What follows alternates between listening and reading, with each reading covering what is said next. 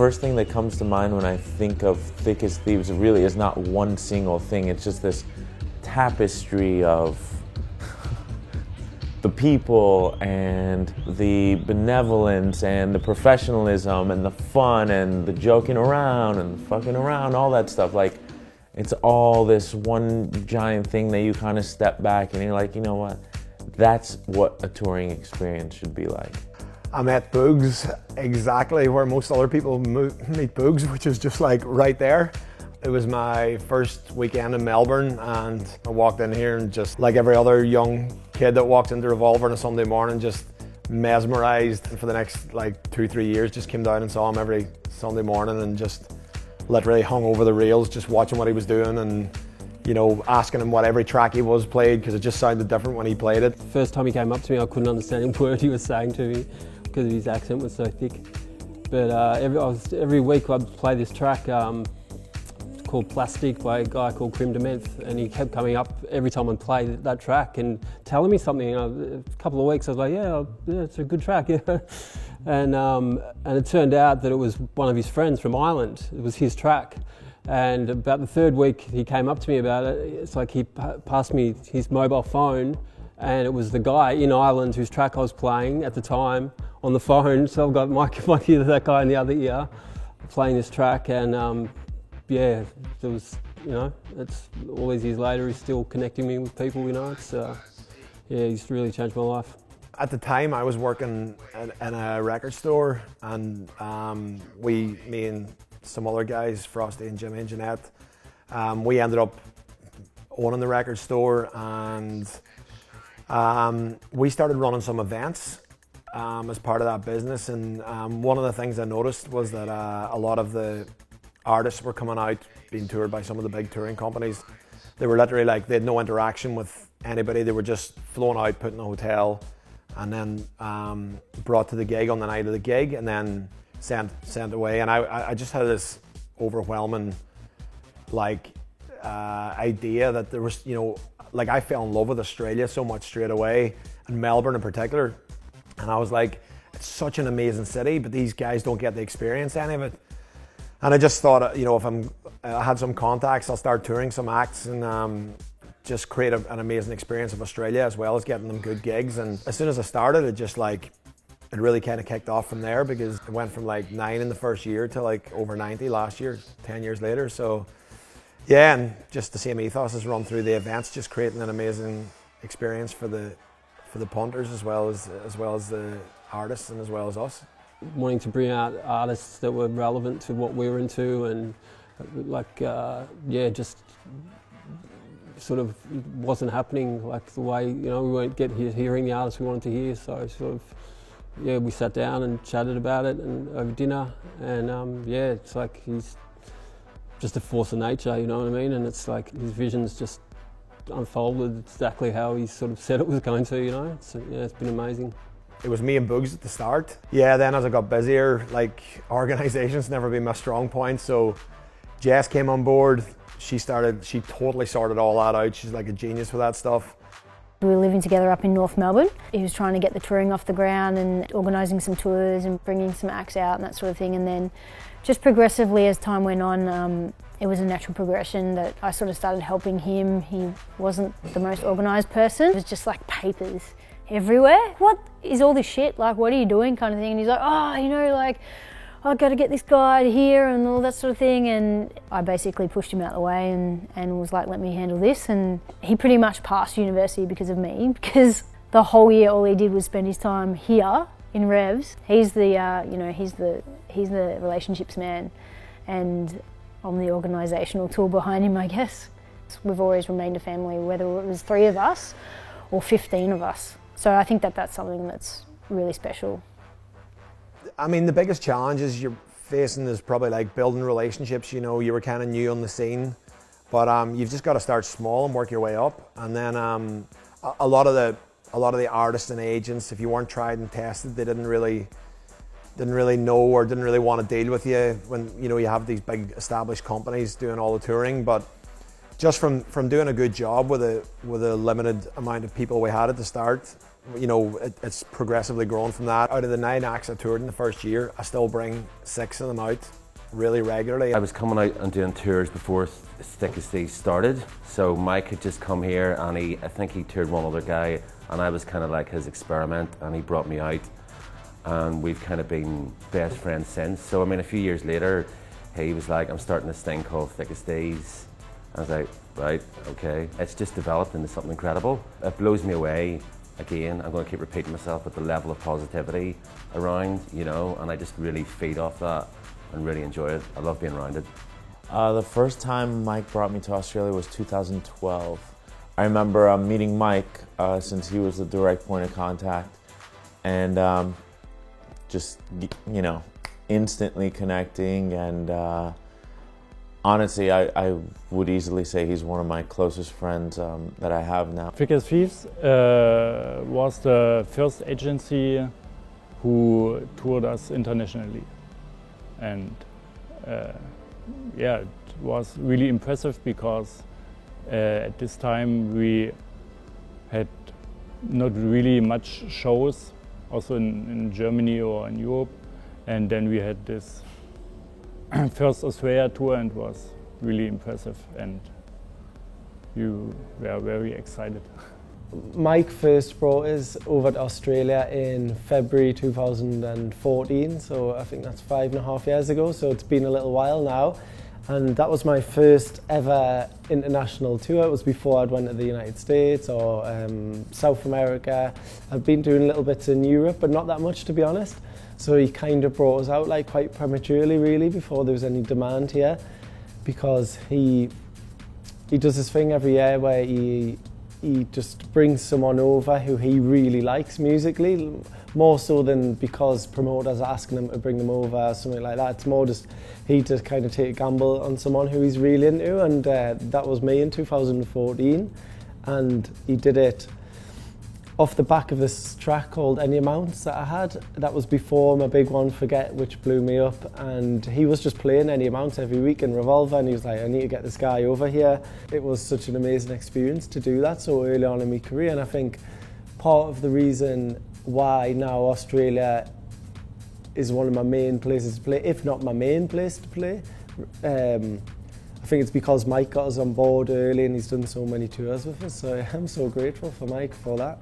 I think we were about 4 years in, and then Damo came on board, took the reins of a lot of the event stuff, which is naturally what he's really good at. And then, yeah, we started expanding the size and the amount of events, and then, yeah, it just got busier. Then added Brian and Ollie and Jacob and Tamara just over the last 4 or 5 years, and just, yeah, the team keeps growing every year, and yeah, I couldn't be happier. We somehow decided to do a party together, and we came up with a terrible name for it. Circle Jerk, I believe it was called. That was Damon Walsh's name, I believe. Yeah, lesson 1 in clubbing, always look up the name in the dictionary first before you use it. But then we decided to change to Thick as Thieves eventually. I was actually a touring agent for Thick as Thieves first, and that was a disaster. So we figured out that Mike was good at the touring and I was good at the events, and he liked the touring and I liked the events. From a marketing perspective, social media has become a big thing. Everything changes like every few months pretty much, but like probably the main thing would have been back in the day, everyone was just handing out CDs as promo. There was no like SoundCloud or anything like that, no Facebook advertising, so that's definitely been something different. At the end of the day, it's all about word of mouth, you know, whether you're using Facebook or whether you're using flyers. 10 years ago, it's the word of mouth and people talking about it on the street that gets people more excited about a party in the first place. For some reason, there was one gig that sticks in our mind as being a real turning point, and it was the first ever And Him show we did at Brown Alley. By the end of it, people were literally hanging upside down off the rafters. I remember the vibe just being like out of control. Yeah, it was pretty funny. I started running events on a Sunday night, and Sunday nights were quiet everywhere in Chapel Street, and we suggested doing an international, and we did. I remember the first party on a Sunday night was in 2007 or 2008, and we did Alex Kidd, and just the response was amazing. So continued with that and started the summer series, and that ran for 10 years, and all of a sudden Revolver became like a destination on a Sunday night, and the artists loved it, the punters loved coming out on Sunday nights. Worked really well for me for a touring perspective, and then obviously we started doing a lot of the charity shows here as well, and Revolver have been incredibly supportive of that. You know, between the two of us, we've raised a lot of money for the Fred Hollis Foundation. So Thick as Thieves Mike, he called me 7 years ago and started explaining me the idea he had, because what resonated with him was that $25 is all what's needed to restore sight to a blind person. And he thought that's a perfect amount, because that would be like an entry fee for one of his concerts, and that could come to us. And at the beginning, I have to admit, almost everybody at the foundation was a bit skeptical about thinking that young people would actually come to those concerts and pay an entry fee who would go to us. But I think after the first check we received from Mike 7 years ago, we all know better now. Over the last 7 years, Mike and Thick as Thieves, I think they have raised over $650,000 for the foundation. I've done 2 of those, both of them at Revolver, and always a lot of fun. They raise so much money. It's such a good cause. I wasn't aware of it until I started doing these parties for Thick as Thieves, and then hope to do more of those parties with them. Actually inspired me. I want to try and put something similar back on in the UK. I haven't got around here yet, but something in the pipeline. I don't know many promotion companies that are holding, you know, monthly or even annual benefits to, you know, for things like curing blindness and, you know, like giving eyesight back to people who've lost their vision. Things like that. I mean, sadly, it's just not a big part of the dance music scene. I'm incredibly thankful and indebted to Revolver for the support I've got over the years, and we just have a great relationship. Like, they know how I work, you know, they know how we work, and yeah, with just the synergy between Thick as Thieves and Revolver, it's like, you know, as venues go, like, it's without doubt my most important relationship, and yeah, long may it last.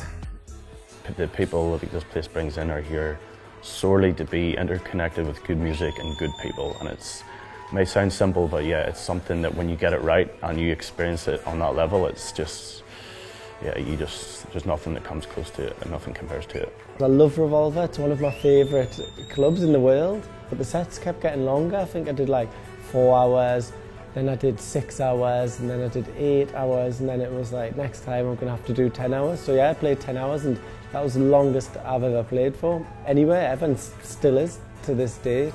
Yes, that was amazing memories, because in Revolver, I feel like you can almost get away with anything, especially with such a long set time, and then the type of crowd they get in are very open to loads of different sounds, so then, especially late in the morning, it gets quite a weird vibe in there, so it's just complete freedom to play in there. I really love it.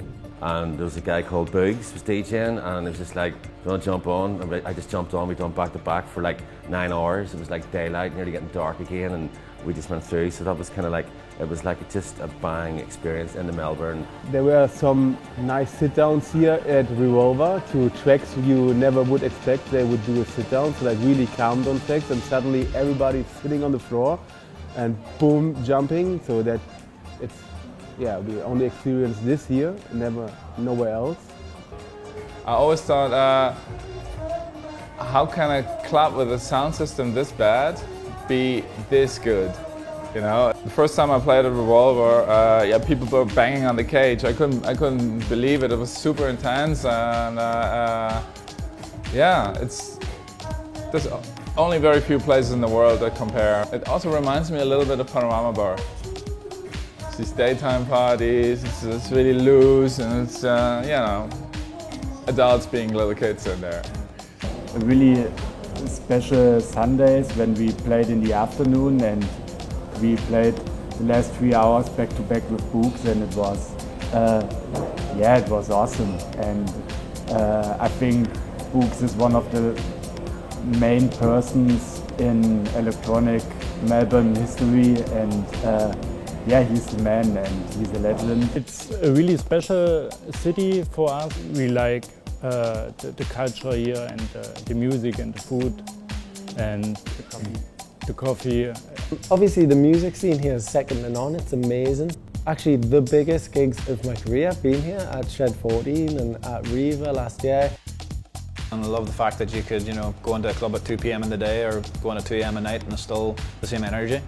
The crowd has such visceral energy, and it's always rammed. You know, I don't think that the next year we'll be able to top it, and it always does. I mean, for me, I think definitely the Timber Yard was probably the one. That was the first really big party I've done here, and that was just amazing. It was great to see the reception, and you know, because the Rebuke project's quite young, it's only a year old, and I didn't really think anybody out here even knew me. And at the time, Mike was like, yeah, it's going to be really good, it's going to be really good, and I kind of thought he was just saying that to keep me happy, to bring me out. But when I got out here, the reception was just phenomenal, and whenever I played my own tracks, they just went off like a rocket. The Saturday party was just a massive rave. It was bigger than I had expected, but the atmosphere was incredible. You could see the kids were super happy. The room looked beautiful, the organization, everything was on point. Yesterday was just the cherry on the cake, just an extra fun day at Revolver, just being a little bit more playful. It was a beautiful ending for my tour. What's my birthday wish? That everybody has a good time. Just to put on safe parties for everyone, you know, continue on the philanthropy side and donating lots of money to charity. I think, yeah, we should set a target for $1 million and hopefully in a few years we'll achieve that. Hopefully the Melbourne music community keeps supporting us the way they did, and yeah, if I do that, I'll be happy. I wish them all the best. If there's any agency that is capable of kind of going through this with grace, it's Thick as Thieves. So they're paying me to say all this stuff, by the way. You know? We've got such a special thing going on here with the tour and with the community building in Melbourne.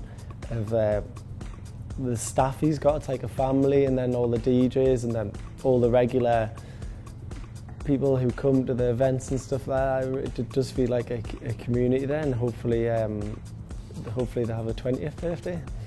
Another run just like this, you know, another 10 years of growth, happy customers, working together with people that are fun, and also a staff that wants to come to work, you know, just a happy family.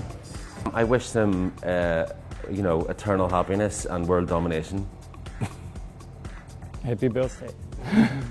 Happy birthday, Thick as Thieves, from Toby and me. You became not only friends to us, but also family. And this might sound a little bit cheesy, but it's the truth. Actually, Australia, this is no secret, is one of our favorite countries in the world. We have the best fans there. We always love to come there and party with you. We really, really love you. We wish you all the best. We are more than happy to be a part of your crew. And we can't wait to come back soon to Australia. Hopefully for another 10 years with you guys. Love you. Well, Mike, look at that picture. It's been a few years since that was taken. That's at the Eureka Sky Deck in Melbourne on Optimo's first trip to Australia. I think you knew exactly what we were all about, and you've placed us in some of the most amazing parties in Australia and New Zealand in the past 10 years, and we're incredibly grateful for that. Thanks, Mike. All the best, Mike, and love to all the family at Thick as Thieves from Optimo. This is Dan from Pink and Dan, and I want to congratulate Thick as Thieves and all the incredible people that support it for 10 years. Happy birthday to you. Happy birthday to Thick as Thieves. 10 years of mental madness. Absolutely bonkers in the house. Yeah, just thanks to everyone that's supported us over the last 10 years, and hopefully we've got another good 10 in us.